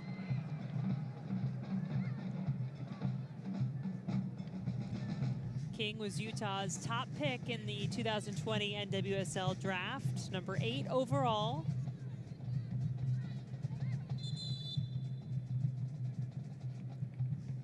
Stoppage of play is due to Lindsey Horan being down for Portland.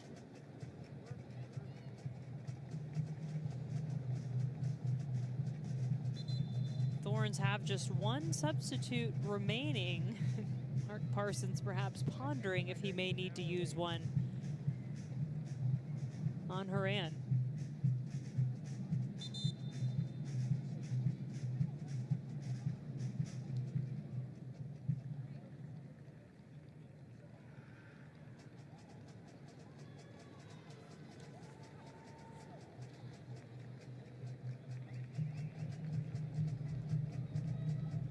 And this stoppage will take us into the hydration break, one in each half in this fall series. More NWSL action coming up next week. Now it's a day change here, so pay attention. It's Friday, 5 Eastern. Lori, Marissa, and I will be back with more NWSL action as the Challenge Cup champion Houston Dash head to the Sunshine State to battle Orlando. You can catch it all right here on CBS Sports Network. That is next Friday, 5 p.m. Eastern.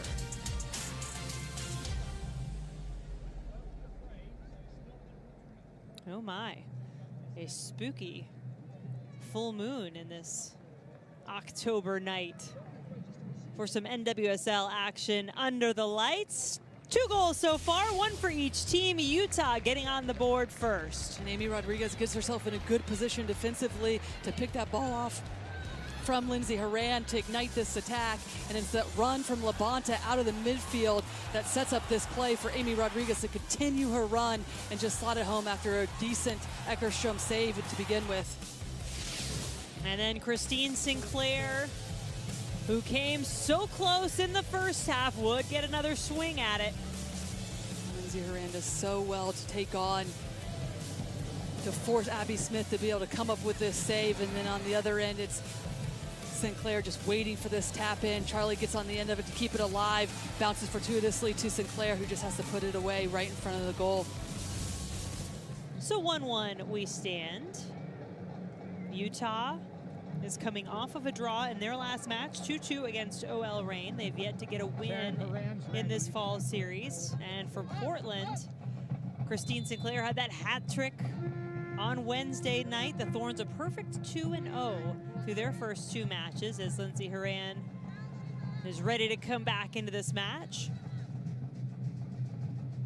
And both teams, once they get in and around the box, Jen, doing well to create little opportunities to be able to find the back of the net or at least force each team's goalkeeper to come up with some big saves. It's just in the end, it's the marking in and around the box, finding the nearest player to keep it out of the back of the net that's been lacking.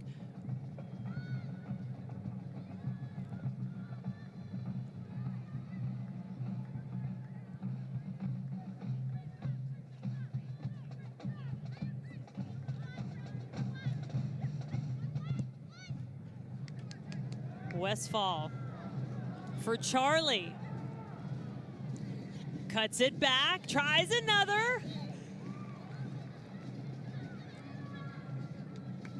Westfall's had some nice distribution from that right back position tonight for Portland.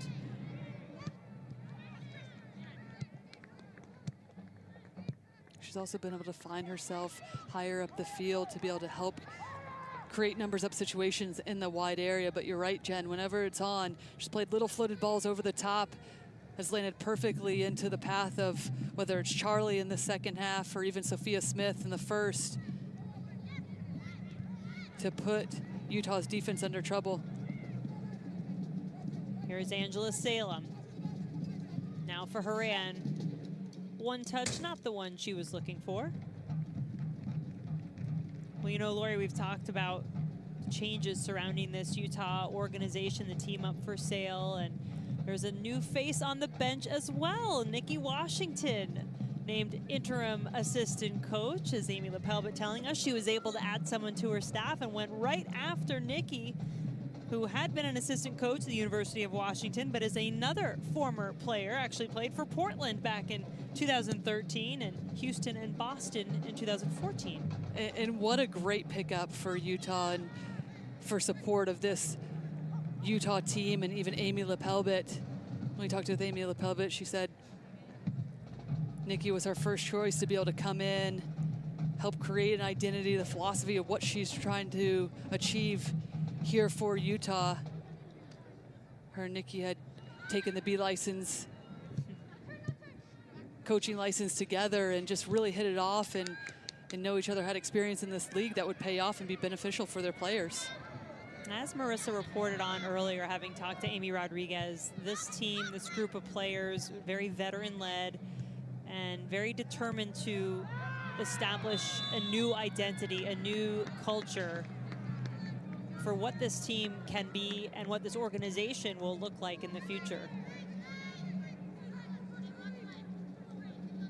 And one thing that I loved was Amy Lepelbit said their goal is to get better every day, whether it's just a little bit, find ways to continue to improve. And regardless of the outcome of this game, you would have to think that Amy would feel like they've taken a step forward tonight.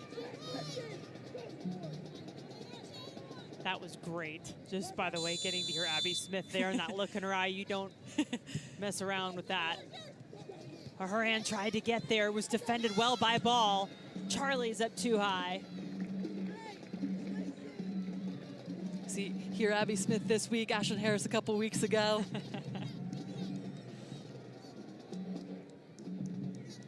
You must be authoritative from that goalkeeper position, and I think we would say that certainly those two voices certainly are, especially from what we've been able to hear with those field mics picking so much up.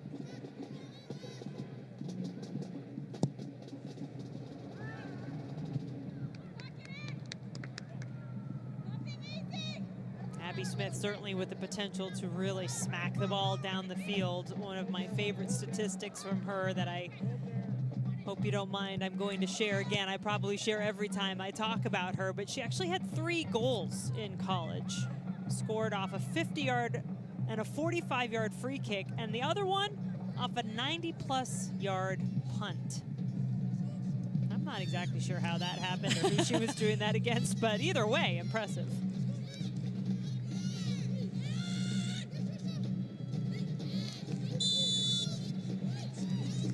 Utah thought they had defended that well enough for the goal kick, but it will be a corner for Portland.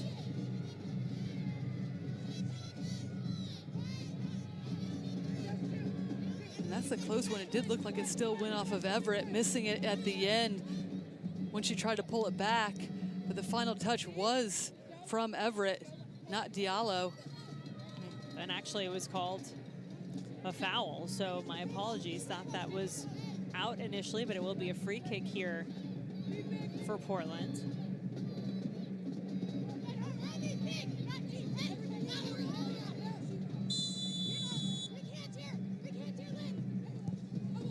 Salem's ball toward Horan, too high. You take that setup all night long if you're Portland, though. The NWSL is partnering with Rally the Vote to spread the message about the importance of voting in this critical election year. 1 in 5 Americans are not registered to vote, so be sure to make sure your voice is heard. Register and make your plan to vote this November.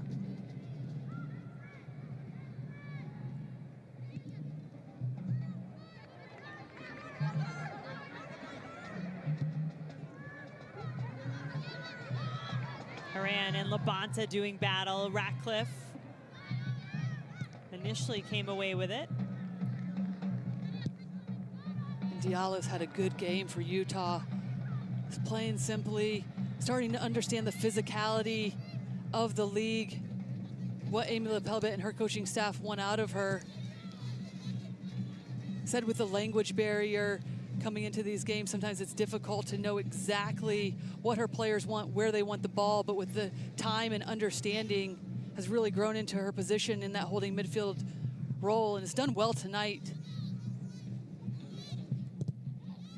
Diallo, a player who is on loan with this Utah Royals FC team from PSG over in France. Had the first goal in that 2-2 draw with OL Reign in Utah's last match. Has 7 appearances with the French national team.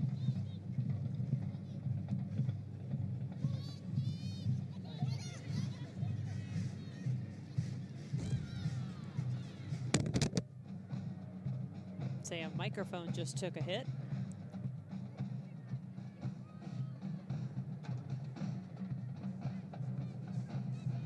for Utah, second straight match that they came out and scored early.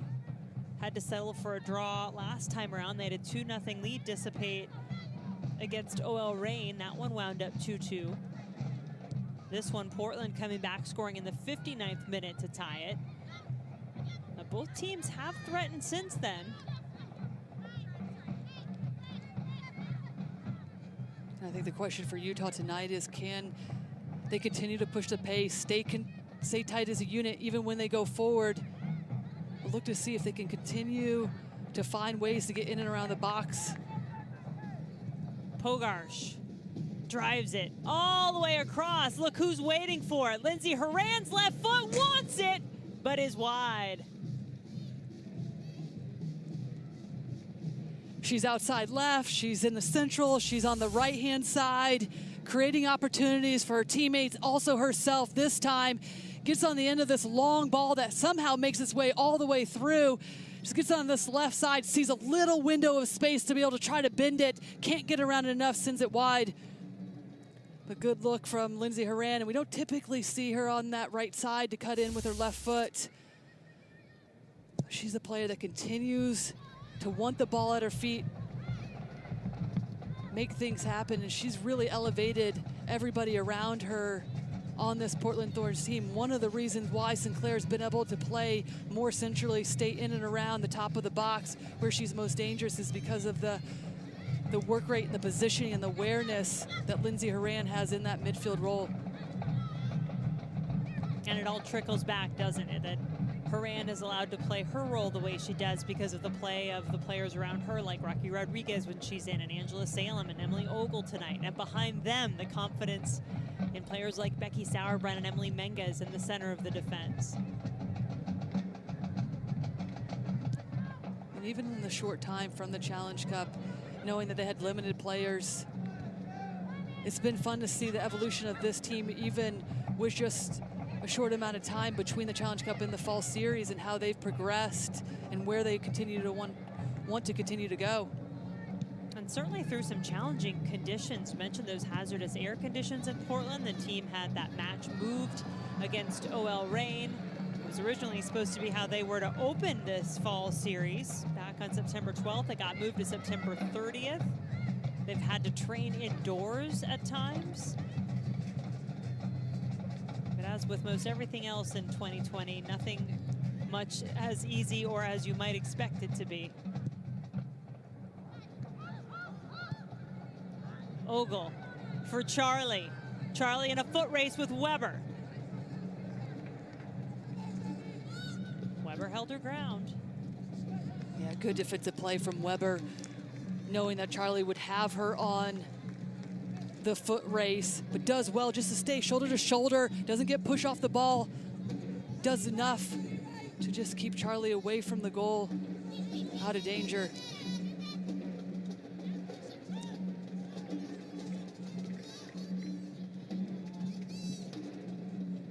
Mallory Weber, as we mentioned, has only recently, last few years probably, really professionally embraced that outside back role, more of an attacking player before that, played collegiately at Penn State, and there's quite a Nittany Lion connection actually in this match tonight. 5 players from Penn State's 2015 NCAA championship on the field. Everett, no trip called, ball comes away cleanly. Ball, one of those 5, by the way. Ball had to go to ground, or had to come out of the ball if she was going to go to ground in the box.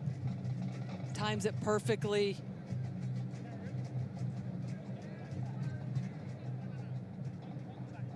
Elizabeth Ball, one of those players that Mark Parsons really had a hard time saying goodbye to. Loved what she was doing, believed in what she could become at Portland.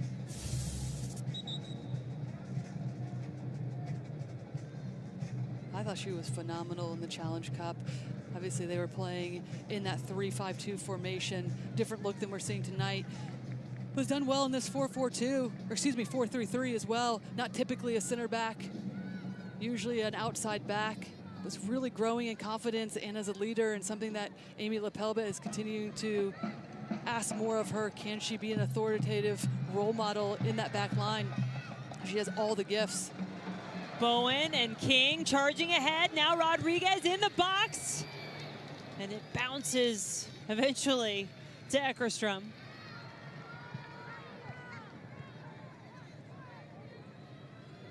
Utah scored early. Can the Royals score late?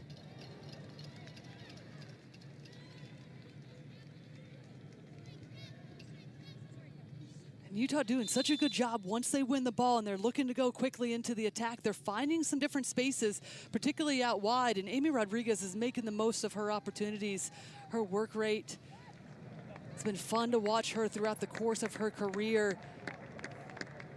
After her two pregnancies, ACL injury, but continue to fight, come back even fitter each year, and really lead this team.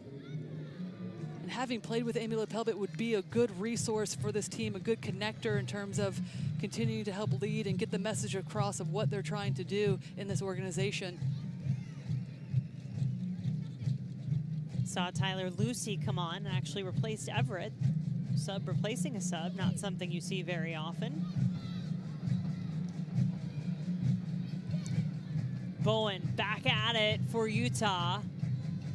This is the last opportunity. You only get 2 of them in this fall series to play at home, so this is the last chance for Utah to play in front of its home fans. They'll hit the road to OL Reign for their last match. Horan called for that foul. This will set up an interesting free kick now for Utah.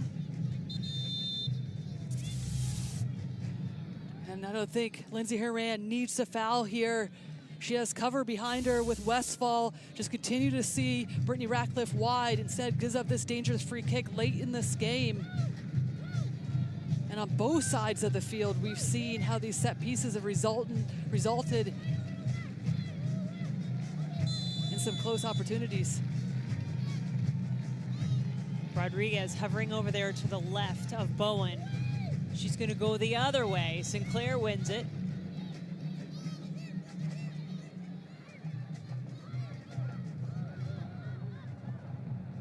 Four minutes.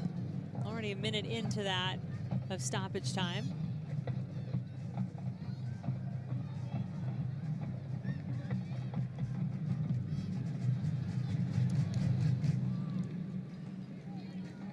Right idea by Ratcliffe to try to set that ball back to Amy Rodriguez. Just couldn't make good connection. Marissa reported earlier about how using those speedy front runners whenever it was in, and then also Charlie was certainly going to be a part of Portland's game plan in the second half. They've not been able to create too much from that, really, Lori. We've seen a lot more offensive push here and flurry from Utah as these final minutes are ticking off. And if the score does stay the same at 1-1, Jen, it's a fair result for both teams. Some good glimpses going forward on both ends, but some easy giveaways as well. Not tight enough marking in and around the box when needed on the second or third attempts. What does Lindsey Horan have left in her pocket?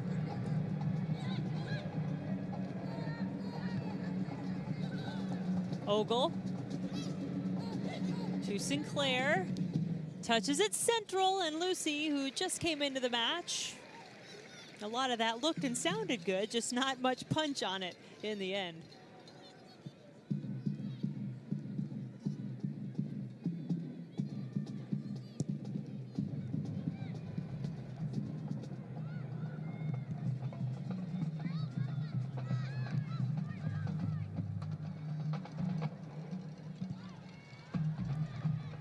A little more pressure. Ratcliffe was sprawling down to the ground again.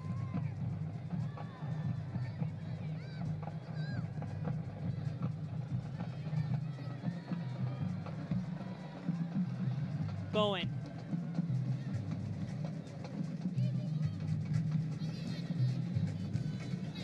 In comes Weber. Facing her old collegiate teammate in goal in Eckerstrom.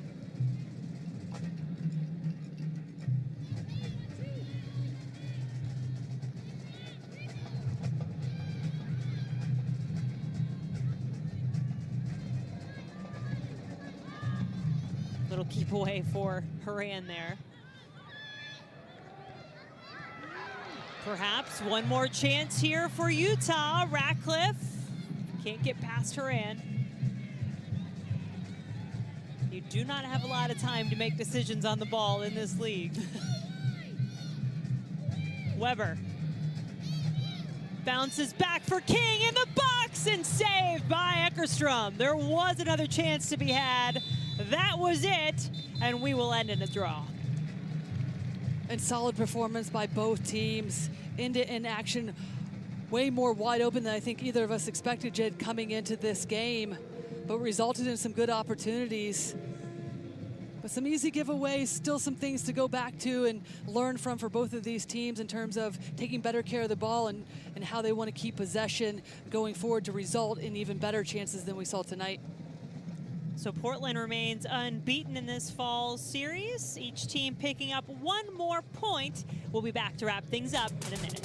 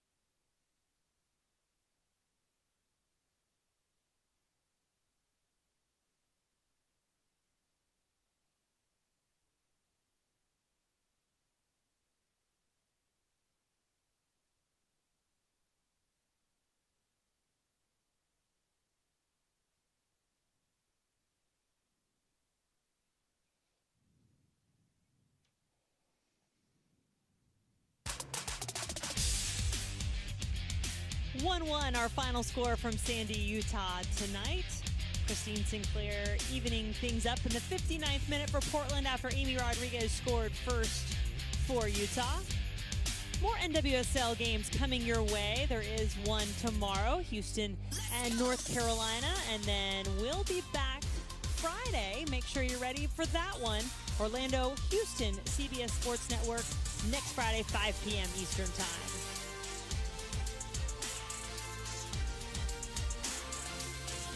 Utah Royals FC still searching for that first win of this fall series. They were denied that tonight, thanks to Christine Sinclair, who's with Marissa. Christine, you scored the equalizing goal for your team in the second half. What opened up for your team in the second? You know, to be honest, aside from the first 10 minutes of the game, like, we played very well. We could have had a few goals in the first half. And the second half, I mean, it just bounced to me. I happened to be in the right spot. I owed my team one after the miss I had in the first half. So just, yeah, proud of our team. We've had a hectic week, playing 2 days ago, then traveling here. Yeah, proud of the group. Well, your team now still remains unbeaten in this fall series. What is clicking with Portland right now? I don't know. Like, we're just peaking. You know, I think you're starting to see what we've been working on in the build-up to season that obviously ended up not happening. And we've got some world-class players on this team, and it's an exciting group that's having fun. And the focus is obviously these games, but building towards next year and putting in the work now. Thank you for your time. Thank you. Christine Sinclair, so wonderfully humble always. Been a joy to watch her in her career, and certainly the Portland Thorns fans feel the same way. So 1-1, our final score tonight. For Lori Lindsay and our entire crew, I'm Jen Hildreth. This has been a presentation of CBS Sports Network, the 24-hour home of CBS Sports. We'll send you to Inside College Football after the break.